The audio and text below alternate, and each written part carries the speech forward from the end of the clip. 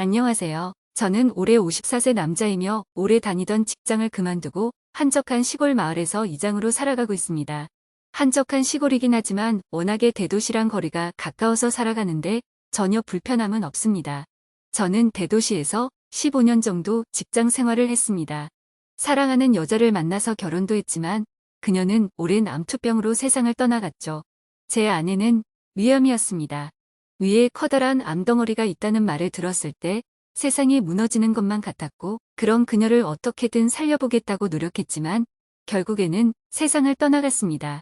그 일을 계기로 상심이 너무 커서 도시 생활을 접고 시골로 거처를 옮기고 더 이상 아등바등 살아가는 게 아니라 적당히 살다가 저도 제 아내를 따라 하늘나라로 가려는 마음을 가지고 있었습니다.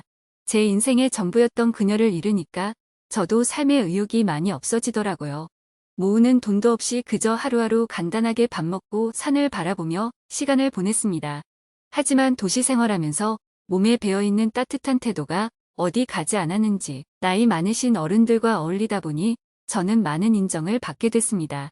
그렇게 이 마을로 내려온 지 10년 만에 마을의 이장을 맡게 됐습니다. 제가 살고 있는 마을은 워낙에 나이 많으신 분들이 많아서 이장을 할 사람이 저밖에 없기도 했습니다. 나이 80살 먹은 어른한테 이장을 맡길 수는 없는 노릇 아닙니까? 그렇게 평화롭게 마을 생활을 이어나가고 있었는데 어느 날 젊은 부부가 저를 찾아왔어요. 젊은 부부의 나이는 아직 30대가 되지 않았었죠. 이제 막 대학교 졸업하고 직장 생활을 시작할 그 젊은 사람들이 귀농해서 살고 싶다며 이 마을에서 자기들을 받아줬으면 좋겠다는 말을 하더군요. 저는 그들에게 잘 생각해 보라고 설득했습니다. 시골 생활이라는 게 그렇게 생각처럼 만만한 게 아니라면서 아직 나이도 어린데 왜 굳이 그런 선택을 하냐고 물었죠. 그러자 그들은 1년 전 마을 뒷산에 있는 계곡에 여름 휴가를 왔다가 2년이 된 커플인데 여기가 너무 좋기도 하고 농사를 꼭 지어보고 싶다는 포부를 밝히더라고요. 심지어 그 남자는 농업과 관련된 대학교를 나와서 이미 농사를 지을 줄 안다고 얘기하더라고요. 그래서 알겠다고 들어와서 살아보라고 이야기를 했습니다. 제가 그들을 받아준 이유는 농사로서의 성공에 대한 포부가 마음에 들었던 것은 아니고 같이 온 젊은 세대기 너무 예쁘고 참했기 때문에 받아준 것입니다.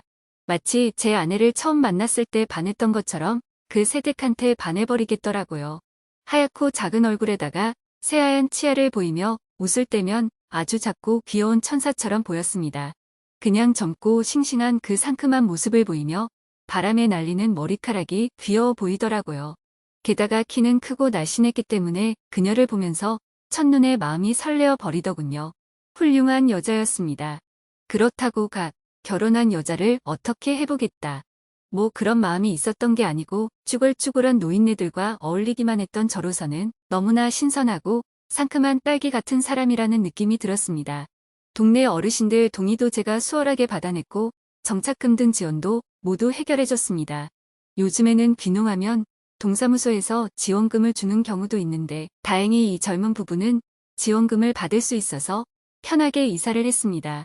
당장 마을에 집을 하나 지을 수 없었기 때문에 젊은 부부는 저희 집 안에 있는 사랑채 같은 건물에 머물러라고 말했고 나중에 집이 비는 곳이 있으면 그쪽으로 옮겨가라고 말했습니다. 그들이 이사를 오고 그 시간에 간간히 새어나오던 짤막한 웃음소리를 들으면서 참으로 오랜만에 마을의 생기가 돌았습니다. 젊은이들이 왔을 뿐인데 마을의 분위기가 달라지는 그런 느낌을 받았습니다. 그날부터 저에게는 신세계가 기다리고 있었습니다. 정말 시골로 오기를 잘했다는 기쁨이 그날부터 자리하고 있었던 것이죠. 처음에는 따로 밥을 해먹었지만 나중에는 한 식구처럼 잠만 따로 잘 뿐 식사는 같이 하게 되었습니다. 집이 넓고 건물도 따로 되어 있었기 때문에 충분히 남처럼 살 수 있는 구조입니다. 그렇게 밥도 같이 먹고 농사일을 본격적으로 하기 위한 준비들을 하면서 시간을 보내고 있었습니다. 그러던 어느 날 젊은 부부 신랑이 서울에 퇴직금 정리와 몇 가지 물건들 살 게 있다고 1박 2일 동안 서울을 다녀오겠다고 말했고 저는 젊은 새댁과 둘이서 같이 있게 되었습니다. 방도 아예 따로 썼지만 괜히 여자랑 같은 대문을 쓰고 있다고 생각하니까 마음이 뒤숭숭하더라고요. 이러다가 무슨 일 생기는 거 아닌가 싶고 아무 일도 안 생기는 게 당연하겠지만 은근히 생기기를 바라기도 하는 그런 마음이었던 것 같아요. 남자들은 이런 상상을 조금 하지 않습니까? 그냥 그 정도였습니다. 하필이면 그날 마을에서 가장 돈이 많은 할아버지가 돼지 한 마리를 잡았는데 자기 손자가 서울대학교에 들어갔다면서 마을에서 잔치를 열자고 하더라고요. 점심시간에 그 소식을 듣고 부랴부랴 준비해서 잔치를 열 준비를 하고 자리를 만들었습니다. 그렇게 늦은 오후 시간부터 마을에서 잔치가 열렸고 마을 사람 대부분이 와서 고기를 먹고 술도 한잔하게 됐습니다. 집집마다 담근 술을 꺼내오기도 하고 새댁에게도 술을 따라줬습니다. 그렇게 즐겁게 먹고 마시면서 놀다가 저녁에 해가 떨어지면서 잔치는 마무리되었고 새댁과 함께 집으로 돌아오는 길에 새댁이 술이 모자라다면서 한 잔 더 하고 싶다는 말을 하더라고요. 집에 술 사둔 게 있으니까 한 잔 더 하겠냐고 물었고 그녀는 좋다고 하더군요.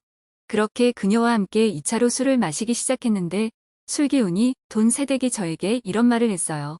혼자 사시면 너무 외로우실 텐데 재혼이라도 하는 게 어떻냐고 말이죠. 저는 그 말에 웃음으로 답을 했어요. 그러고는 제 아내와 관련된 이야기를 해줬습니다. 제 이야기를 들은 그녀는 갑자기 눈시울을 적시는 겁니다. 정말 아내분을 많이 사랑하셨다면서 울고 있는 그녀에게 어찌할 줄 몰라서 당황해하고 있는데 술을 한 잔 더 마시더니 이제는 대놓고 울음을 팍 쏟으면서 저희들에게 잘해주시고 감사했지만 혼자서 애쓰시는 모습 정말 마음 아프다면서 눈물을 흘리더라고요. 이거 어떻게 해야 할지 모르겠더군요. 아마도 그녀의 술버릇이 우는 게 아닌가 싶습니다. 별것도 아닌데 저렇게 눈물을 흘리는 게 좀 이상하다는 생각이 들었습니다. 술만 마시면 주변에 전화하는 사람도 있고 성격이 급박해지는 사람도 있지만 이 여자는 술만 마시면 우는 스타일이 틀림없다고 생각합니다. 저는 그녀의 눈물을 닦아주면서 예쁜 얼굴에 눈물을 흘리면 안 어울린다면서 볼에 흐르는 눈물을 닦아주었습니다. 그녀의 볼을 만지는데 정말 살결이 부드럽더라고요. 마치 갓 만든 찹쌀떡 같은 느낌이라고나 할까요. 눈물이 그렁그렁한 눈으로 저를 빤히 쳐다보더군요. 갑자기 이게 무슨 분위기인가 싶어서 가만히 있었는데 그때 새댁의 전화기가 울리기 시작했습니다. 그녀는 저에게 조용히 해달라는 신호를 보내고는 전화를 받아서 이제 자려고 누웠다는 말을 하더라고요. 전화 온 사람은 신랑이었는데 거짓말을 한 겁니다. 신랑한테 지금까지 아저씨랑 술 마시고 있다고 할 수는 없을 테니까요. 전화를 끊고 잠시 어색한 분위기를 새댁이 한마디로 전환시켰답니다. 아저씨 한 잔 더 주세요. 하며씩 웃는데 정말 심장이 마구 뛰더군요. 계속 이 자리에서 함께하고 싶다는 느낌을 주는데 뭔가 참 야릇한 기분이 들었습니다. 그러면서 아까처럼 또 여자 이야기를 하더라고요. 아저씨는 여자 생각 안 나냐고. 외로울 때는 어떻게 하냐고 말하더라고요. 저는 그냥 별 생각 없이 지내고 있다고 대답했지만 그녀는 갑자기 아저씨가 참 좋다면서 또 해맑게 웃기만 하더라고요. 그러다가 갑자기 소파에 앉아서 조금만 쉬다가 다시 먹겠다는 말을 했는데 그렇게 가만히 있던 그녀는 결국에 그 자리에서 잠들고 말더군요. 마시던 술을 다 치우고 났더니 소파에 비스듬히 기대서 잠에 빠져 있는 새댁의 모습이 참으로 귀엽게 보였습니다. 그녀의 새하얀 살결에 얼굴을 파묻고 싶다는 마음은 굴뚝 같았지만 그래도 저를 믿고 의지하고 있는 두 사람에게 그래서는 안 된다는 강한 이성이 저를 억눌러주고 있었습니다. 그러다 저도 소파에서 잠시 잠들었는데 말소리가 들려서 잠시 일어나 보니 새댁이 옆에서 전화를 하고 있더라고요. 저는 계속 자는 척을 했습니다.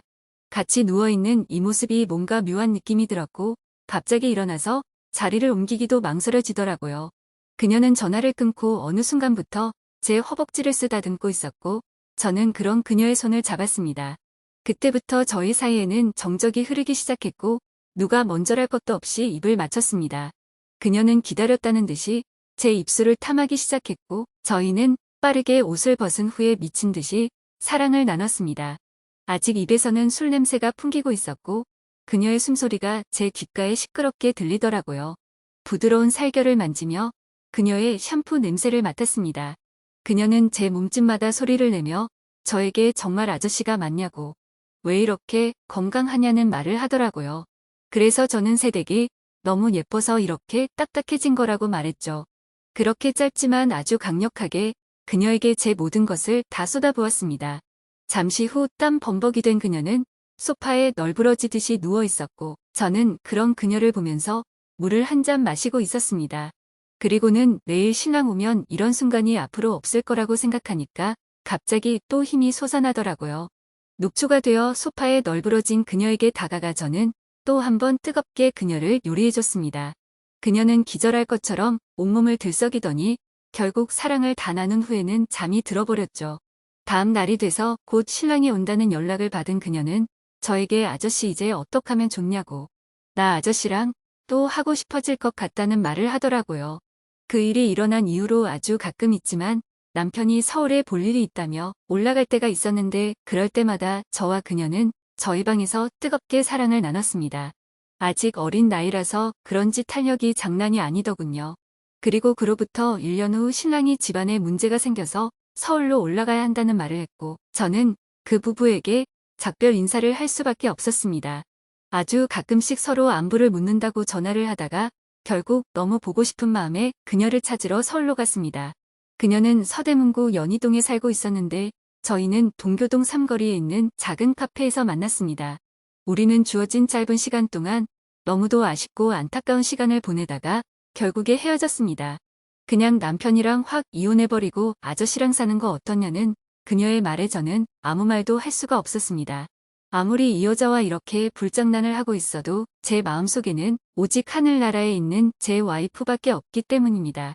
그녀는 아무 말도 없는 저를 보며 알겠다고, 말도 안 되는 소리라는 거 안다고 이제 가보겠다며 가버렸습니다. 차를 타고 가는 그녀의 뒷모습을 봤습니다.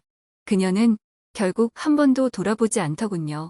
그리고 지금까지 6개월이 지났는데도 조용한 시간을 보내고 있습니다. 저는 차마 그녀에게 먼저 연락을 못하고 이렇게 있네요. 그녀한테는 아무 소식이 없었습니다. 어느 날 갑자기 대문을 열고 환하게 달려올 것만 같은데 그녀가 너무 그립습니다. 그녀도 분명히 저를 그리워하고 있다는 걸 알고 있습니다. 그녀에게 한번 전화해봐도 괜찮을까요? 한 번만 더 그녀를 품에 안고 싶습니다. 어떻게 하는 게 좋을까요? 오늘의 사연 여기까지입니다. 지금까지 읽어주신 모든 분들 감사합니다. 구독과 좋아요, 알림 설정 눌러주세요. 그럼 모두들 행복한 하루 보내세요.